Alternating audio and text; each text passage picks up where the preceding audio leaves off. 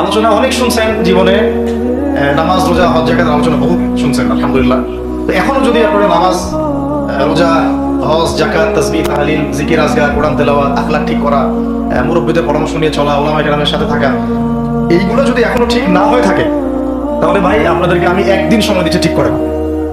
কয়দিন সময় দিলাম?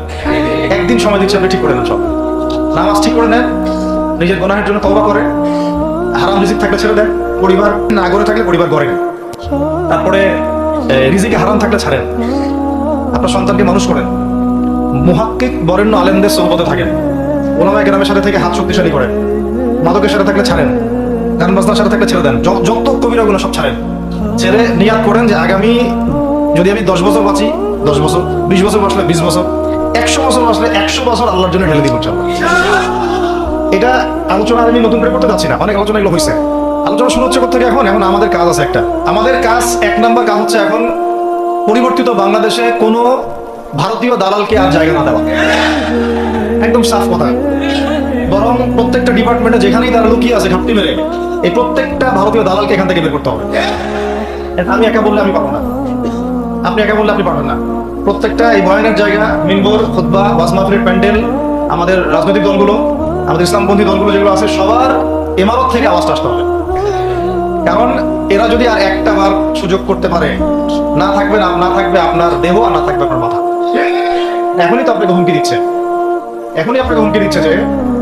যে কোনো সময় একটা করে গুপ্ত হত্যা করবে। তার আগে চট্টগ্রামে সাইফুল ইসলাম ভাইকে এক ভাইকে, এটার বিচার এখন হয় নাই। যারা মারছে ওদের পক্ষ নিয়ে আমরা আমার সংখ্যালঘুর স্লোগান তুললাম। এ কেমন সংখ্যালঘু যে আমার ভাইকে সবাইকে হত্যা করে? হ্যাঁ, সংখ্যালঘু নির্যাতন হচ্ছে ভারতের এক একটা মসজিদ তারা ভাঙতেছে। এটা একটা লক্ষণ। আস্তে আস্তে ওর মানচিত্র মসজিদের মতোই ভেঙে খান হয়ে যাবে ইনশাআল্লাহ। এরা যেমন অখণ্ড ভারত চায়, আমরা অখণ্ড ভারতই চাই। আমরা চাই অখণ্ড ভারত হবে কালিমা লা ইলাহা ইল্লাল্লাহ মুহাম্মাদুর রাসূলুল্লাহ। আপনারা তো মনে করেন যে ভারত আমাদেরকে ঘিরে রাখছে, তাই না? আসলে ভারতকে আমরা ঘিরে রাখছি। এই দিক থেকে আমরা, এই দিক থেকে চায়না, এখান থেকে নেপাল, এখান থেকে ভুটান, এখান থেকে মায়ানমার, এখান থেকে পাকিস্তান, আর তার চেয়ে বাপ আছে না? ওদের সাথে কেউ পারছে এই পর্যন্ত? ভাইরা নিজেদেরকে গড়ে নিচ্ছে, বুঝাচ্ছে। এবং কথা হচ্ছে আমরা একটা কাপুরুষতার পরিচয় দিচ্ছি। নেপাল ওকে টাইম দেয় না, ভুটান টাইম দেয় না, মায়ানমার টাইম দেয় না, চায়না তো দেয়ই না। আর আমরা তাকে একেবারে প্রভুর আসনে বসা রাখছি। আমরা কি দিছি? আমরা ইলিশ দেই, আমরা ট্রানজিট দেই, আমরা রেল দেই, আমরা বন্দর দেই, আমরা কি দেই? গ্যাস তো দেই মাশাআল্লাহ। তারপরে পণ্যগুলো তো দিচ্ছি, গার্মেন্টস দিয়ে দিচ্ছি, আমাদের প্রশাসনের মধ্যে লোকজন দিয়ে দিচ্ছি, কর্মী শ্রমিক দিয়ে দিচ্ছি। এই জন্যই তো বলি কেন সে স্ট্যাটাস দেয় যে এই স্বাধীনতা তার স্বাধীনতা। এটাই তার কারণ। তার মানে তারা আমাদের সার্বভৌমত্বটাকে স্বীকার করে না, তাই না? তারা যদি আমাদের স্বাধীনতা সার্বভৌমত্বকে স্বীকার করতোই তাহলে তো এরকম স্ট্যাটাস দিত না, কিন্তু কি? এখন কথা হচ্ছে আমরা মাথা নত করার জাতি না।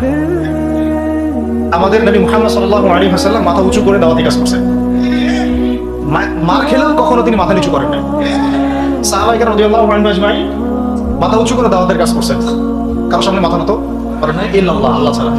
মার খেয়েছেন, হিজরত করতে হলে হিজরত করেছেন, কখনো মানুষ গালি দিয়েছে, গালি সহ্য করেছেন, কখনো মদিনা চলে যেতে হয়েছে, দেশ ছাড়তে হয়েছে, দেশ ছাড়ছেন। আবার কখনো ইসলামী রাষ্ট্র কায়েম করতে হয়েছে, রাষ্ট্র কায়েম করছে। জিহাদ করার দরকার জিহাদও করছে, কেতালের দরকার কেতালও করছে। আস্তে আস্তে মক্কা বিজয় করছে, করেন নাই? সিরাত করতে হবে, সিরাতের ধারাগুলো আমাদেরকে বুঝতে হবে। কারণ আমরা তো তার উত্তরসূরি, আমরা তাদের উত্তরসূরি। প্রথম কথা হচ্ছে আমরা আমাদের নত জানু মনোভাবটাকে আগে ত্যাগ করতে হবে, 1 নম্বর। আর অতীতের জীবনের যে ভুল ত্রুটিগুলো দ্রুত সংশোধন করতে হবে। এখন আর আমাদের হাতে অনেক লম্বা সময় আছে এমন না বিষয়টা। কত কি যে দ্রুত হয়ে যাবে আপনি হয়তো ভাবতে পারবেন। বিষয়টা খুব দ্রুত চেঞ্জ হচ্ছে। এই অল্প সময়ের মধ্যে আপনার ভাইরা দাঁড়ায় গেছে, অল্প সময়ের মধ্যে দেখলেন যে পরিবর্তন হয়ে যাচ্ছে। তারপরে আপনি কয়দিন পরে দেখবেন ইনশাআল্লাহ যে এই আপনার অবস্থাও পরিবর্তন হবে ইনশাআল্লাহ। তখন এরা আবার কি বলবে? যোদ্ধা। তখন কি বলবে? যোদ্ধা। এখন বলতেছে বিদ্রোহী, বলতেছে।